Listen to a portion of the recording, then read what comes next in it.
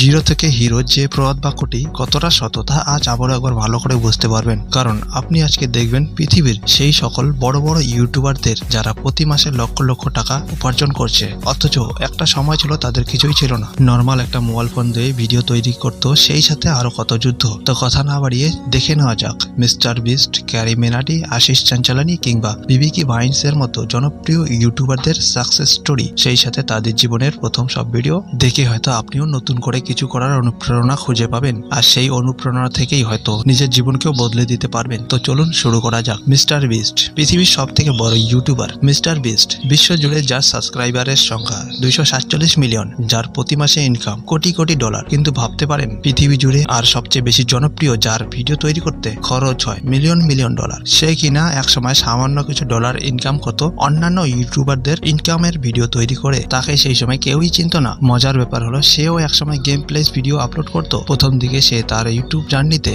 কিছুটা সাকসেস পাওয়ার জন্য কঠোর পরিশ্রমের মধ্যে দিয়ে গেছে, আর আজ সে তার ইউটিউব চ্যানেলের মাধ্যমে আরো বেশ কিছু বিজনেস পরিচালনা করে মাসে 3 মিলিয়ন ডলারেরও বেশি অর্থ উপার্জন করছে।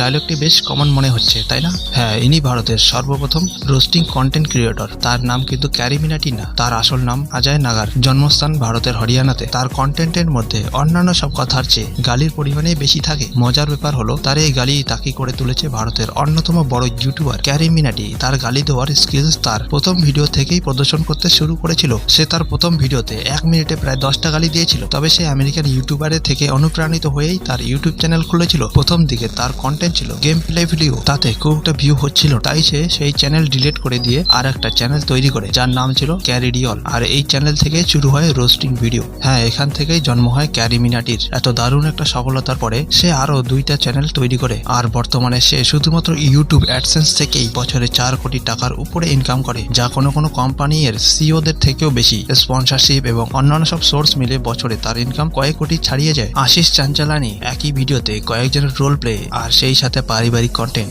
সব মিলে তার কন্টেন্ট দেখার সময় যেন হাসিতে পেট ফেটে যাওয়ার মতো অবস্থা হয়। আর সেই জন্যই আজ তার সাবস্ক্রাইবারের সংখ্যা 30 মিলিয়ন। ইউটিউবে তার প্রথম ভিডিও ছিল 2014 সালের ডিসেম্বরের 4 তারিখে আপলোড করা। আজ থেকে প্রায় 10-12 বছর আগে আপলোড করা সেই ভিডিওতে ভিউজ গিয়ে দাঁড়িয়েছে 9 মিলিয়নে। হঠাৎ প্রথম ভিডিও নিয়েই বাজিমা। তার অ্যাক্টিং স্কিলস নিয়ে আসলে নতুন কিছু বলার মতো নেই। কঠোর পরিশ্রম আর অভিনয়ের দক্ষতার কারণে 2018 সাল থেকেই প্রতি মাসে 20 লক্ষ টাকার উপরে ইনকাম করতে শুরু করে। সেই সাথে সে বেশ কিছু অ্যাওয়ার্ডও পেয়েছে। অবশ্য তার একটা কন্টেন্ট তৈরি করতে অনেকদিন সময় লাগে, তাই বেশ কিছুদিন পর পর তার কন্টেন্টের দেখা মেলে। তবে তার সেই ফানি কন্টেন্ট গুলো দেখে ভিউয়ার্সরা এতদিনের সব অপেক্ষা যেন ভুলে যায়। বিবিকি ভাইন্স নর্মাল একটা মোবাইল ফোন দিয়ে কন্টেন্ট তৈরি করা এই ইউটিউবারের এখন নিজেরই একটা প্রোডাকশন হাউস আছে। ভুবন বামের একটা ফোন থেকে প্রোডাকশন হাউসের জার্নি কেমন ছিল? প্রথম দিকে বিবিকি ভাইন্স একজন সিঙ্গার হতে চেয়েছিল, কিন্তু হঠাৎ তার একটা ভিডিও 2015 সালে পাকিস্তানে ভাইরাল হয়ে যায়। এরপর থেকেই ভুবন বাম ভাইরাল হওয়া সেই ভিডিও থেকেই অনুপ্রাণিত হয়ে নতুন একটা ইউটিউব চ্যানেল খুলে বসে। তবে মজার বিষয় হলো তার প্রথম ভিডিওতে ভিউজ এসেছিল মাত্র 10-15টা। সে লজ্জায় তার ভিডিও ডিলিট করে ফেলে, কিন্তু